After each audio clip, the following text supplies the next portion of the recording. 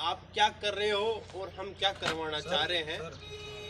हो सकते होंगे कि आप काफ़ी साल से अनार लगा रहे हो तो उसमें बहुत कुछ आप जान भी चुके होंगे, उसके बारे में जान चुके होंगे कैसी बीमारी क्या है क्या नहीं है, क्या दवा डालना चाहिए, थोड़ी थोड़ी पता लग जाता है। क्योंकि अगर बार बार उसकी खेती हम कर रहे हैं 10 साल 15 साल से उसके अंदर है तो सीधी सी बात है, बेसिक जानकारी आपको हो ही जाती है। मैं थोड़ा शुरू से लेके चलूँगा, पौधे से लेके चलूँगा और लास्ट तक मैं आपको बीमारी सहित पूरा कवर कर लूँगा इसको, है ना।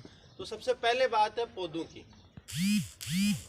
किसान क्या करते हैं कि कोई गुट्टी वाला पौधा ला रहा है, कोई लेते हैं, फिर नफा नुकसान देखते हैं कि सस्ता कौन सा आ रहा है, महंगा कौन सा आ रहा है। यही बात होती है।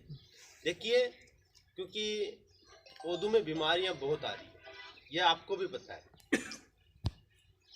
तो हमें वही पौधा लेना है जिसके साथ बीमारी आए ही नहीं, सीधी सी बात। हाँ, क्वालिटी में कोई फर्क नहीं आएगा, आप चाहे आप गुट्टी का पौधा लो या टिश्यू का पौधा लो, वही बगवा हुआ है, वही बगवा हुआ है, वही उत्पादन वो देगा, वही उत्पादन वो देगा, वही क्वालिटी उसकी है, वही उसकी है, वही उतने दिन में पकेगा जितना वो दूसरा पक रहा है। टिश्यू कल्चर का जो पौधा आप ला रहे हो उसके साथ में बीमारी नहीं आएगी, यह श्योरिटी है। थोड़ा महंगा आएगा, 5-7 रुपए 10 रुपए, लेकिन कोशिश करो कि नया अगर कोई बगीचा लगाना चाहता है तो वो टिश्यू कल्चर का पौधा लाके ही लगाए। दूसरा, गुट्टी में एक नुकसान और हो जाता है। गुट्टी में क्या, थोड़ा मिक्सर आने की संभावना रहती है, क्योंकि आप और मेरे जैसी लेबर ही काम करती है। जहाँ पौधे तैयार होते हैं तो उनको कहते हैं कि फलानी लाइन से ये वैरायटी है, वहां से लाके ये कटिंग लगा दे। उसके आगे दूसरी लाइन लगी होगी, तीसरी वैरायटी भी लगी होगी, चौथी भी लगी होगी, तो लेबर को अनजान रहती है, उसको पता नहीं रहता, भूल जाके कोई तीसरे पेड़ से भी काट के ला सकती है वो, तो वो ला करके लगा देती है, वो मिक्सर हो जाता है। टिश्यू में वो नहीं है। एक ही प्लांट से हजारों की संख्या में पौधे तैयार कर देते हैं टिश्यू से। एक छोटा सा पार्ट लेते हैं, हल्का सा बाल, जितना भी नहीं लेते, इतना सा लेकर के पौधा तैयार करते हैं, तो उसमें बीमारी नहीं आएगी। उसके बाद आप सबको पता है कि पौधे लगाना कब है। फरवरी मार्च में भी लगा सकते हो और जुलाई अगस्त में भी लगा सकते हो, दोनों अच्छे मौसम है। पानी की थोड़ी कम उपलब्धता है तो जुलाई अगस्त में जाइए, पानी अच्छा है, मीठा है, तो आप फरवरी मार्च में लगा लो। उसके बाद में उसको 2 साल तक आपको सेवा करनी होती है। जो पौधा आपने लगा दिया वो सेवा करनी होती है। सेवा कैसे करनी है, 2 साल तक आपको कोई उसका उत्पादन नहीं लेना होता है। या मैं थोड़ा प्लांटेशन के बारे में बता दूं, कोई कई किसानों के हो सकता है मोर्टिलिटी ज़्यादा आती होगी कि हम लगाते हैं लेकिन पौधे खूब मर जाते हैं साहब, वापस गैप फिलिंग कराना पड़ता है, ये आती है समस्या।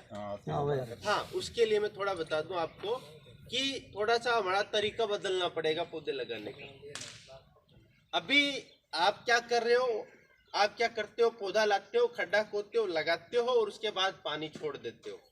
थोड़ा सा इसको सुधार कर लो। सबसे पहले आप खड्डे कर लो।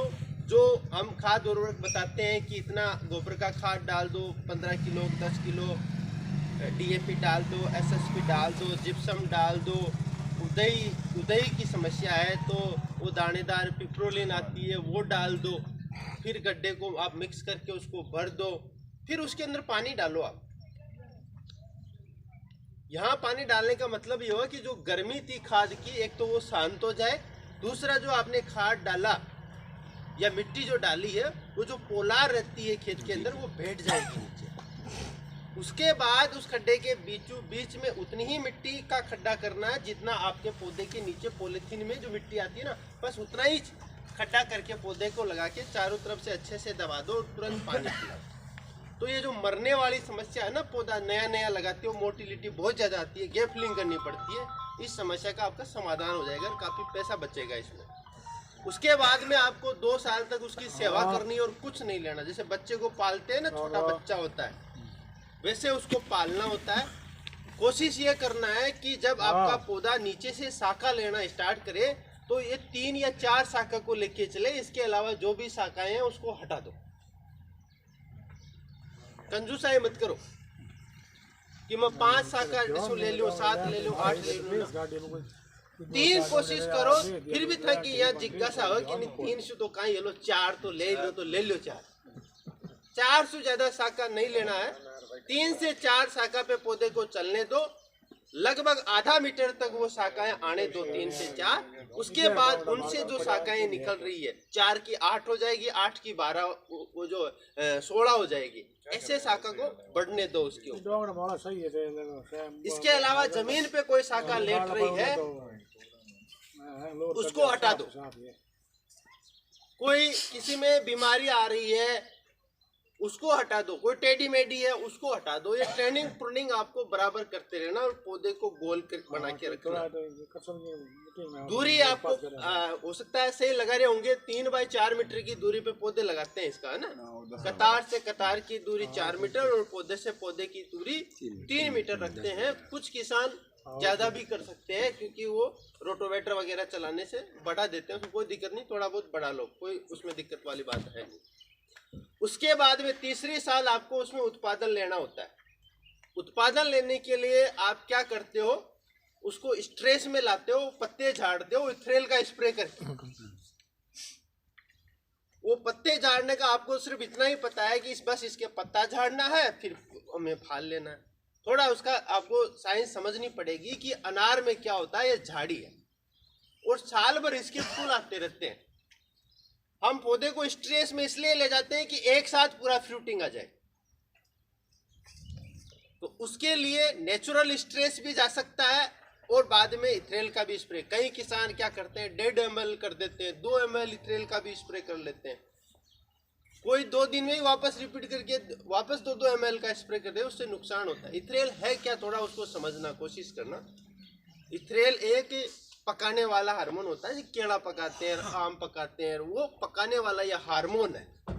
तो इसका ज़्यादा इस्तेमाल अपन को करना नहीं है। कोशिश करो कम से कम मात्रा में अपने पत्ते झड़ जाए। तो उसके लिए क्या करना, जैसे आपको बाहर पकड़नी है कि मैं बाहर पकड़ूँ अगस्त के पहले सप्ताह की, या कोई सोचता है कि नहीं मैं थोड़ा जल्दी पकड़ूंगा, मैं जुलाई का लास्ट सप्ताह की पकड़ूँ। जैसे आपकी टाइमिंग है, जैसे आप पकड़ना चाह रहे हो। हम ये गुजरात महाराष्ट्र से थोड़ा जल्दी पकड़ते हैं, वो थोड़ा डिले कर देते हैं, या फर्क रहता है अपन के अंदर, या वो जल्दी ले आते हैं, अपन थोड़ा डिले जाते हैं। कारण ये कि उनका मार्केट में आता है तो फिर अपने प्राइस घट जाती है, तो अपन हो सकता है लेट ले लेते हैं उनसे, वो थोड़ा अपन से अर्ली ले लेते हैं। तो वो इथ्रेल का स्प्रे करने से आपको ध्यान रखना है कि 15-20 दिन पहले आपको पानी जो है वो रोकना पड़ेगा, थोड़ा स्ट्रेस में लाना पड़ेगा उसको। हल्का फुल्का पौधा तो पानी की वजह से ही मुरझा जाए, ऐसी कंडीशन में लाना पड़ेगा उसको। फिर अगर आप 1 ml का भी स्प्रे करोगे ना तो पत्ते झड़ जाएंगे, और तुरंत खाद उर्वरक दे दो आकर के उसके अंदर और इरिगेशन चालू कर दो। बाहर ऑटोमेटिक विथिन 7 डेज 10 डेज के अंदर जो है 8-10 दिन में अपने आप जो पत्तियां आ जाएगी और नया फूल स्टार्ट करेगा। उसके बाद में बात आती है कि साहब हमारे तो फूल गिर जाते हैं या फल की गुट्टियां गिर रही है, यह भी समस्या किसान की आती है। या फल ही कम आ रहा है, फूल ही नहीं आ रहा, यह भी समस्या हो जाती है। तो उसके लिए अपन को क्या करना होता है, कई ऐसे पोषक तत्व होते हैं जिनका बैलेंस बना के रखना पड़ता है पौधे के अंदर। ऐसे तो 17 पोषक तत्व हैं पौधे को देने के लिए, अपन खाते हैं उसमें 10 हैं। 10 पोषक तत्व हमारे शरीर को चाहिए, वैसे ही पौधे को भी चाहिए। लगभग 17 पोषक तत्व है, वो सब का काम अलग अलग है, सारे पोषक तत्वों का काम अलग है। तो अब उसमें यह देखना है कि ज्यादा फूल फल लाने वाले पोषक तत्व कौन सा है, उसका इस्तेमाल होना चाहिए वहां पर। या ज्यादा जो उस समय जड़ को मजबूत करने वाले पोषक तत्व कौन से हैं। तो कभी आपने देखा होगा जैसे ही आप बाहर पकड़ते हो तो आपने भी डॉक्टर तो बना ही रखे होंगे थोड़े बहुत, तो वो कहते होंगे कि साहब अभी आप 1261 चला दो या 5234 चला दो या 1919 चला दो, ऐसे कुछ कहते हैं वो। तो सबसे पहले अपन को जब बाहर पकड़ रहे हैं उस समय पासपोर्ट की डोज जानी चाहिए, पासपोर्ट जाना चाहिए। पानी आपका ठीक है क्या यहाँ? हाँ, पानी अगर ठीक नहीं है तो जो आप बाहर पकड़ रहे हो खाद वाद उसमें डालते हो ना, FIM DAP जो है उसमें जो है जिंक सल्फेट भी डाल दो, थोड़ा बहुत बोरोन भी डाल दो, और ये जिप्सम डाला करो उसके अंदर, जिप्सम जरूरी है, उससे आपका बैलेंस बन जाता है, थोड़ा न्यूट्रल कर देता है वो उसको ना, पीएच सही मेंटेन कर देता है। क्योंकि हमारा क्या है, मिट्टी में जब पीएच ऊपर नीचे होता है ना, तो ये पौधा अपन खाना तो दे रहे हैं लेकिन वो लेता नहीं है, पड़ा ही रह जाता है, वहीं थाली में ही पड़ा रह जाता है। तो जैसे अपने थाली में खाना पुरसा, तो अब उसको खाने के लिए हाथ से ये हाथ ले जाएंगे, खाएंगे, तो वो खाना आपने दे दिया लेकिन पौधा नहीं लेगा उसको, वो नाराज चल रहा है आपसे। तो उसको मनाने के लिए क्या करते हैं, उसका न्यूट्रल करना पड़ता है, संतुष्ट करना पड़ता है उसको। न्यूट्रल करने के लिए आपका पीएच 6 से 7 मेंटेन रखना पड़ेगा। 6 से 7 पीएच मेंटेन रहेगा तभी वो सारे पोषक तत्वों को लेगा, नहीं तो नहीं लेगा।